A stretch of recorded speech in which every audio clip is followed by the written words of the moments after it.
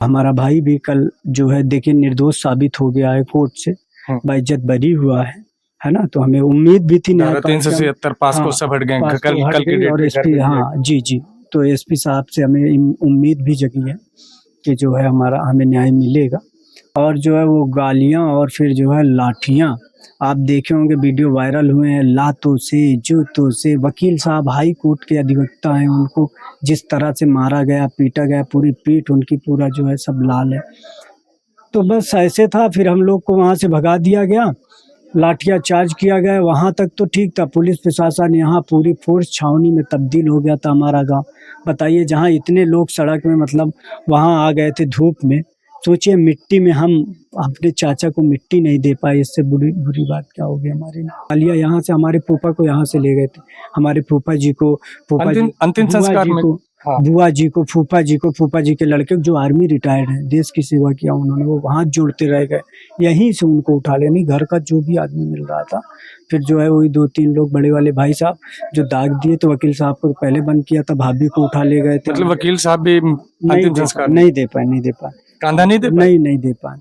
और नमस्कार, स्वागत है आप सभी का बेबाक न्यूज इंडिया में, और मैं हूं कपिल चौरसिया। आ गया हूं फिर एक बार आप लोगों के सामने लोहंदा कांड को लेके।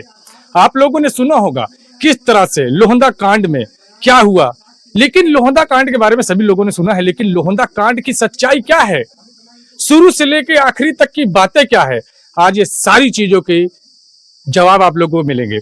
क्योंकि लोहंदा कांड की जो घटना थी वो कहीं ना कहीं शीशे की तरह साफ हो गई है। दूध का दूध और पानी का पानी अलग हो गया है।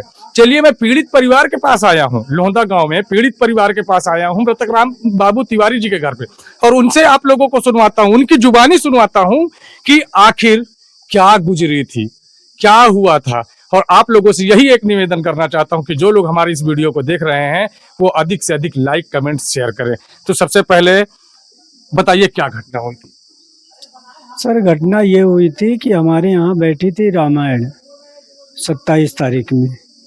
तो यहीं रामायण बैठी थी जहाँ सारे लोग बैठे हैं। तो क्या होता है कि वहाँ बच्चे को टीन सेट है वहाँ जो है, तो वहाँ जो है ईंटा वगैरह चला रहे थे। वहाँ 2-3-4 बच्चे थे। और जब यहाँ से पता हुआ, चाचा बोले होंगे कि जाके जो है वहाँ देखो कौन बच्चे हैं क्या हैं।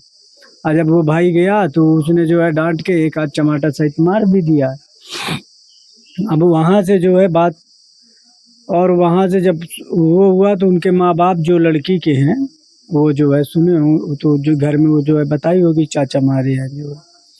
फिर वो लोग आए थे तो चाचा ने जो है उनको बताए होंगे कि भाई, तो चाचा ने बोला है कि जो है उसमें ईंटा ऊँटा मार रहे हैं तो इसलिए डांट दिया जो है। और फिर जो है यहाँ से बात शुरू होती है, और उसकी चुनावी रंजिश तो थी। और एक ज़मीन है हमारी, पुश्तैनी ज़मीन है जो है, तो वहाँ अभी 6 महीने के पहले जो है 6-7 महीने पहले तो उन्होंने उसमें जो है वो करवा दिया था, नींव डलवा रहे थे हमारी ज़मीन, मतलब चाचा की जो ज़मीन उसी में। तो वो तब भी गए थे कि भाई ये ज़मीन हमारी है, तो इसमें आप क्यों वो कर रहे हो, मतलब पुरानी जमीनी भी। हाँ, तो फिर वहाँ से वो भी हुआ। और उसके बाद जो है ऐसे था, और वो तो तलाश में थे मौके के कि जो है, और फिर वो जो है प्रधान के पास चला गया। प्रधान ने उससे जो है कहलवा के कि आप जो है ऐसे जैसे मैं कह रहा हूँ वैसे करते जाओ।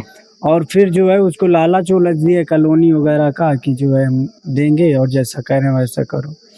फिर वो क्या करते हैं, हमारे चाचा के यहाँ जो है वो थाने में जाते हैं, वहीं चौकी इंचार्ज, चौकी पथरावा लगती है हमारे, तो वहाँ जाते हैं। वहाँ जाके उन्होंने बताया कि जो है FIR वगैरह उन्होंने वहाँ बताया, तो चौकी इंचार्ज या वो कांस्टेबल आए थे। और फिर जो है उन्होंने चाचा से बताए कि जो है आपके नाम ये है, क्योंकि हम लोगों को भी उस टाइम पता नहीं था।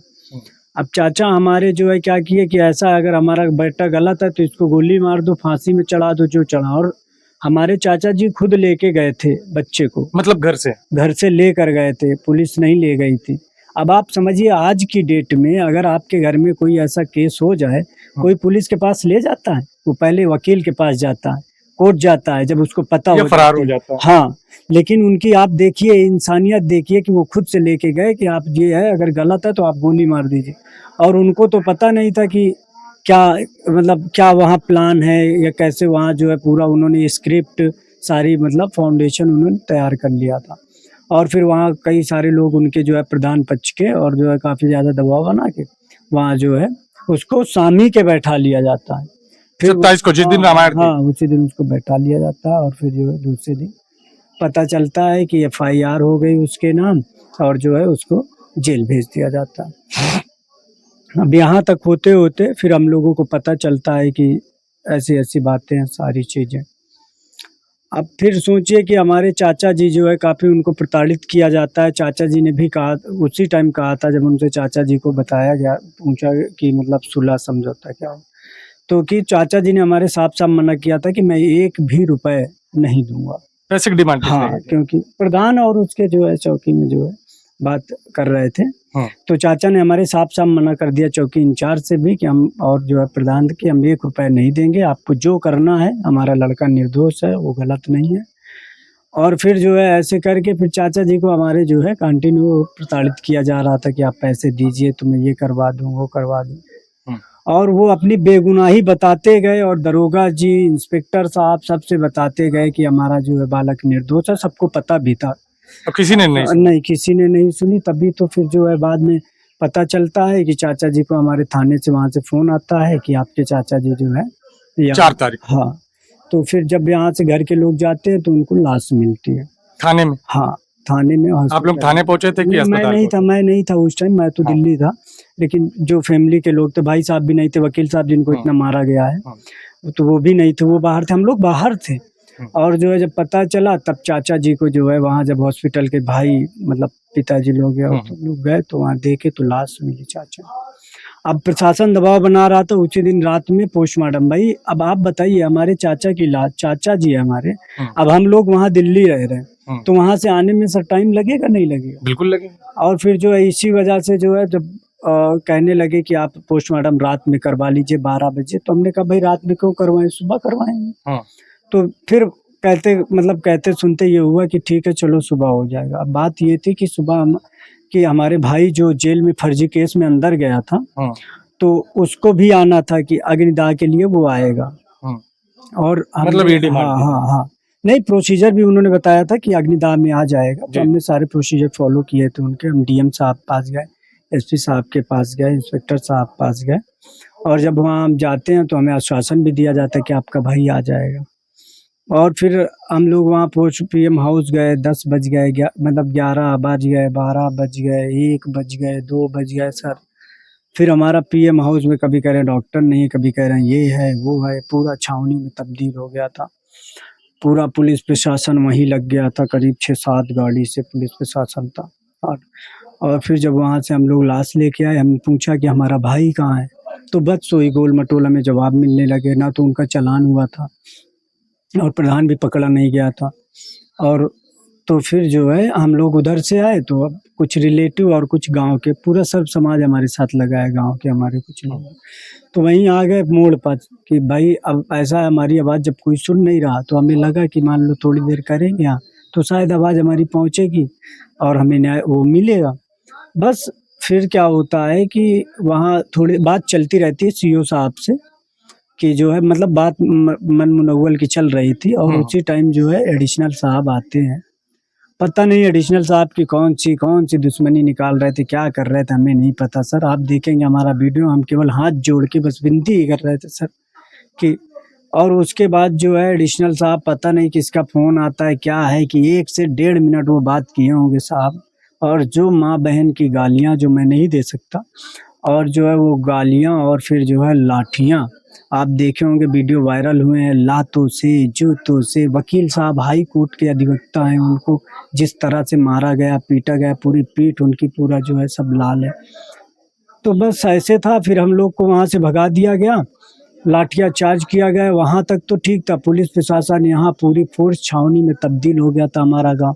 बताइए, जहाँ इतने लोग सड़क में मतलब वहाँ आ गए थे धूप में, सोचिए मिट्टी में हम अपने चाचा को मिट्टी नहीं दे पाए, इससे बुरी बात क्या होगी हमारे लिए। अंतिम संस्कार में नहीं, हमारा पूरा हम भाग गए, बाहर चले गए थे क्योंकि पुलिस प्रशासन ढूंढ रहा था। गालियाँ यहाँ से हमारे फूफा को यहाँ से ले गए थे, हमारे फूफा जी को, अंतिम संस्कार में हाँ। बुआ जी को, फूफा जी के लड़के जो आर्मी रिटायर्ड हैं, देश की सेवा किया उन्होंने, वो हाथ जोड़ते रह गए, यहीं से उनको उठा लेनी, घर का जो भी आदमी मिल रहा था। फिर जो है वही 2-3 लोग बड़े वाले भाई साहब जो दाग दिए, तो वकील साहब को पहले बंद किया था, भाभी को उठा ले गए थे। मतलब वकील साहब भी अंतिम संस्कार नहीं दे पाए कांधा नहीं दे पाए? नहीं दे पाए। और फिर जो है ऐसे ही था। और फिर जो है अब फिर बाद में अभी निलंबन की प्रक्रिया जो है किया है एसपी साहब ने, पुलिस अधीक्षक जो है हमारे यहाँ के, तो हमें न्याय की उम्मीद भी दिख रही है और उन्होंने किया है। अब हमारा भाई भी कल जो है देखिए निर्दोष साबित हो गया है, कोर्ट से बाइज्जत बरी हुआ है ना। तो हमें उम्मीद भी थी न्याय 377 पास को सब हट गए पास कल को हट कल के गई। डेट और में एसपी, घर पे हाँ जी, तो एसपी साहब से हमें उम्मीद भी जगी है कि जो है हमें न्याय मिलेगा। और जैसा वो कह रहे थे एसपी साहब ने, अभी भाई की क्या कंडीशन है? भाई की कंडीशन अभी बहुत बुरी है, क्योंकि अभी वो बात नहीं कर पा रहा, उसका रो रो के बहुत बुरा हाल है।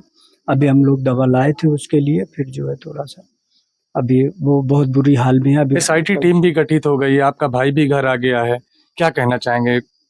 नहीं, हम यही कहना चाहेंगे, हम पहले से भी कह रहे हैं, आज भी कहना चाह रहे हैं कि हमें जो अब जान मार का हमारे खतरा भी हम लोगों को हो गया है, बहुत ज़्यादा हो गया है। तो बस यही हमारा निवेदन है माननीय एसपी साहब से, जो हमें न्याय की उम्मीद भी है, योगी जी से है हमें, है ना, कि योगी जी आप मुख्यमंत्री हैं, आप मुखिया हैं प्रदेश के, और हमारे साथ न्याय हो, हमें न्याय मिले।